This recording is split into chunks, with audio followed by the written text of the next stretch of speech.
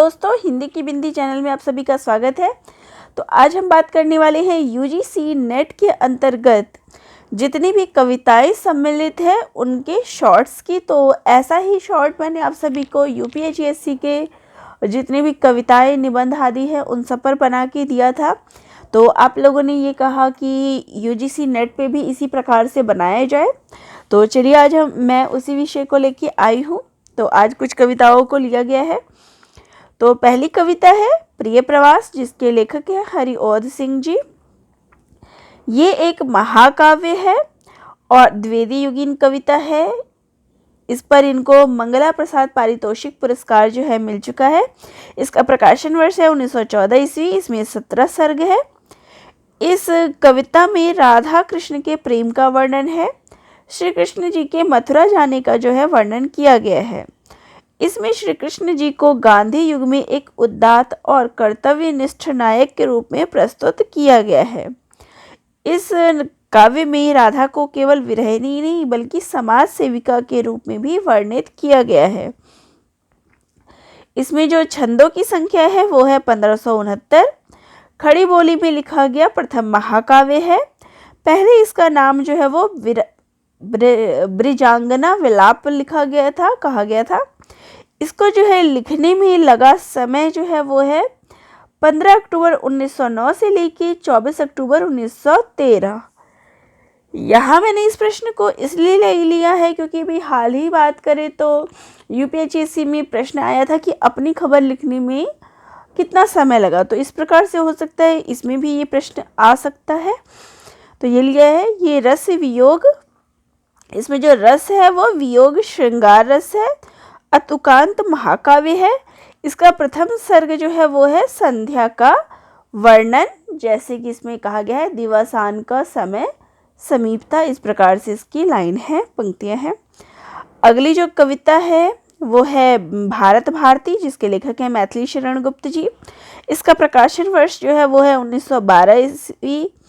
स्वदेश प्रेम के साथ ही इसमें वर्तमान दशा से इसमें उबरने का समाधान भी इसमें दिया गया है। इसी कविता के कारण जो गुप्त जी हैं वो राष्ट्रकवि कहलाए थे। महात्मा गांधी ने उन्हें राष्ट्रकवि की उपाधि दी थी।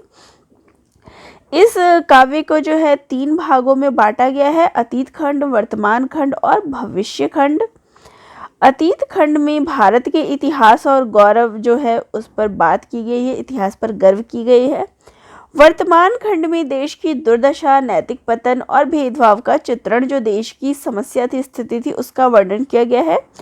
और भविष्य खंड में जो है उन समस्याओं का जो समाधान है उसका प्रयास किया है। इसके साथ ही देशवासियों को आह्वान किया गया है। हरि गीतिका छंद में ये लिखी गई है।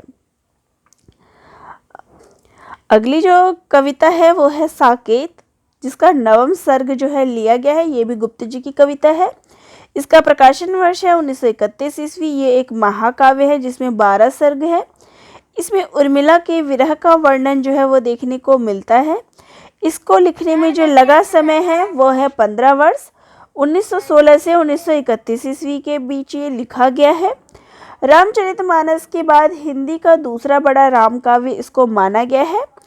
इस पर गुप्त जी को मंगला प्रसाद पारितोषिक पुरस्कार मिला है। ये खड़ी बोली में रचित है। अगली जो कविता है वो है आंसू, जिसके लेखक हैं जयशंकर प्रसाद जी। इसका प्रथम संस्करण 1925 में साहित्य सदन चिरगांव झांसी में प्रकाशित हुआ था। इसका द्वितीय संस्करण 1933 में भारती भंडार प्रयाग से प्रकाशित हुआ था। प्रथम संस्करण में 126 छंद थे। इसका स्वर जो है वो निराशापूर्ण था। और इसके नवीन संस्करण में 190 छंद है और उसका जो स्वर था वो आशा और विश्वास से भरा था। आंसू कविता में कवि ने प्रत्यक्ष रूप से अपने प्रिय के समक्ष जो है वो निवेदन किया है। यह एक विरह काव्य है। 133 छंदों का विरह प्रधान स्मृति काव्य है। आंसू कविता को हिंदी का मेघदूत कहा जाता है। अगली जो कविता है वो है कामायनी, जिसके लेखक है जयशंकर प्रसाद जी। इसका प्रकाशन वर्ष है 1935 ईस्वी। ये एक महाकाव्य है जिसमें 15 सर्ग है। ये जयशंकर प्रसाद जी की अंतिम काव्य रचना है। इसका प्रथम सर्ग जो है वो है चिंता सर्ग और अंतिम सर्ग है आनंद सर्ग। ये जो है प्रतिभिज्ञा दर्शन पर आधारित है। कामायनी का जो अर्थ होता है वो होता है काम गोत्रजा।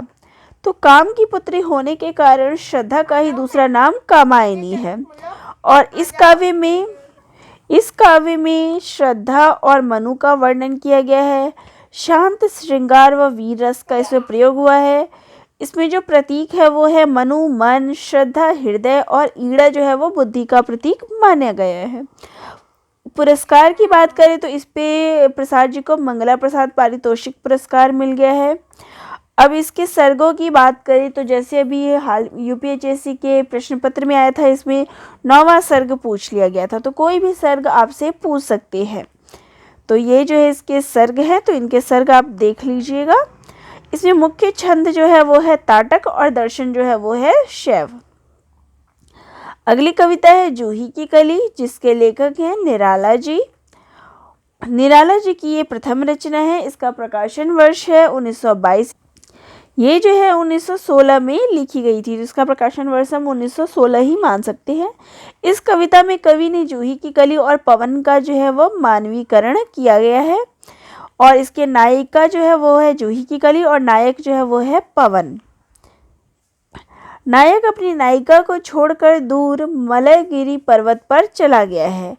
इस कविता में जो है विरह और मिलन दोनों का ही वर्णन देखने को मिलता है कि किस प्रकार जो है नायक जब चला जाता है तो नायिका कैसे विरह में रहती है, सुध-बुध खो के लेटी रहती है। जब नायक आता है तो उसको खबर नहीं होती, तो वो गुस्सा हो जाता है और तो उसकी नींद जो उस हवा से खुलती है, फिर वो नायक को देख के प्रसन्न हो उठती है। तो इसमें विरह और मिलन दोनों का वर्णन किया गया है। 1922 में ये कलकत्ता से प्रकाशित आदर्श मासिक पत्रिका में प्रकाशित हुई। इसके साथ ही यह रचना जो है अनामिका में 1923 में और परिमल में 1929 में भी संकलित है। ये मुक्त छंद में लिखा गया है। इस कविता को सरस्वती पत्रिका के संपादक महावीर प्रसाद द्विवेदी ने जो है वो लौटा दिया था। अगली कविता है जागो फिर एक बार, जिसके लेखक है निराला जी। इसका प्रकाशन वर्ष है 1930 ईस्वी। ये उनके काव्य संग्रह परिमल में संकलित है। इस कविता में कवि ने पराधीनता से जो निराश हुए भारतीय जनता थी, उनको उनके गौरवमयी अतीत की याद दिलाकर उनको जगाने का आह्वान जो किया है, और ये ओजपूर्ण शैली में लिखा गया है। तो जो जनता थी वो पराधीनता से निराश थी, उन्हीं जनता को उनके अतीत का कि अतीत में कैसे कैसे महावीर इस धरती पे हुए उनकी याद उनको दिलाई है और उनको भी इसी प्रकार से जगाने का प्रयास किया है। अगली कविता है सरोज स्मृति, निराला जी की कविता है। यह एक शोक गीत है। यह निराला जी ने अपनी इकलौती पुत्र की याद में लिखा था। यह शोक गीत के साथ एक पिता का आक्रोश भी है इस समाज के प्रति। निराला जी का दर्द कविता में छंदों के माध्यम से हुआ है। इसका प्रकाशन वर्ष 1935 ईस्वी में है। तो निराला जी की पुत्री सरोज जो है वो 18 वर्ष की आयु में बीमारी से ग्रसित हो जाती है और उसकी मृत्यु हो जाती है। तो उसकी मृत्यु के लगभग 2 वर्ष बाद निराला जी ने ये काव्य रचना की है। अगली कविता है राम की शक्ति पूजा, जिसके लेखक हैं निराला जी। इसका प्रकाशन वर्ष है 1936 ईस्वी। ये कविता जो है अनामिका के प्रथम संस्करण में प्रकाशित है। 312 पंक्तियों की कविता है, जिसमें निराला जी की स्वरचित छंद शक्ति पूजा है। ये कविता जो है बंगला के कृतिवास रामायण पर आधारित है। राम रावण के युद्ध से अधिक इसमें सीता की मुक्ति को महत्व दिया गया है। इसमें राम को जो है एक साधारण मनुष्य के रूप में दिखाया गया है, जो टूटता भी है, थकता भी है और जिसके भीतर जो है जय पराजय का द्वंद्व भी चलता है। अगली कविता है कुकुरमुत्ता, जिसके लेखक हैं निराला जी। इसका प्रकाशन वर्ष जो है 1941-42 है। ये एक लंबी कविता है। पूंजीवादी सभ्यता पर कुकुरमुत्ता के बयान के बहाने जो है पूंजीवादी समाज जो है, सभ्यता जो है, उस पर करारा व्यंग किया गया है। सामाजिक व्यंग्यात्मक कविता है, जिसका मूल स्वर प्रगतिवादी है। यह कविता जो है 2 खंडों में विभाजित है। प्रथम खंड में कुकुरमुत्ता गुलाब पर करारा व्यंग करता है और इसके दूसरे खंड में नवाब की बेटी बहार को अपनी हमजोली गोली की मार के बनाए हुए कुकुरमुत्ते का कबाब जो है वो बहुत ही पसंद आता है। इसका वर्णन किया गया है। तो यहाँ इस कविता में जो प्रतीक है वो है कुकुरमुत्ता, श्रमिक, सर्वहारा और शोषित वर्ग का प्रतीक है। वहीं गुलाब जो है वो सामंती पूंजीवादी वर्ग का प्रतिनिधि बताया गया है। अगली कविता है बांधो न नाव इस ठाव बंधु, निराला जी की कविता है जिसका प्रकाशन वर्ष है 1950 ईस्वी। तो ये अर्चना का जो प्रकाशन वर्ष है वो 1950 ईस्वी है और उसमें ये कविता जो है संकलित है। इस कविता में नाव के रूपक और घाट के बिंब को लाकर एक साथ कई बातें जो है कवि ने कही है। कविता में कवि ने डलमऊ के पक्के घाट पर गुंबद के बीच बैठकर अपनी पत्नी को याद करके ये कविता जो है वो लिखी है। कवि नाविक को उस घाट पर नाव बांधने से मना करते हैं जहां उनकी पत्नी जो है स्नान करती थी। तो ये थी हमारे आज की कविता। बाकी की जो कविताएं हैं वो अगले भागों में ले लिए जाएंगे। तो आप सभी को ये कैसा लगा कमेंट बॉक्स में कमेंट करके ज़रूर बताइएगा और चैनल पे नए हैं तो चैनल को ज़रूर सब्सक्राइब करिएगा। तो दोस्तों आप सभी का बहुत बहुत धन्यवाद।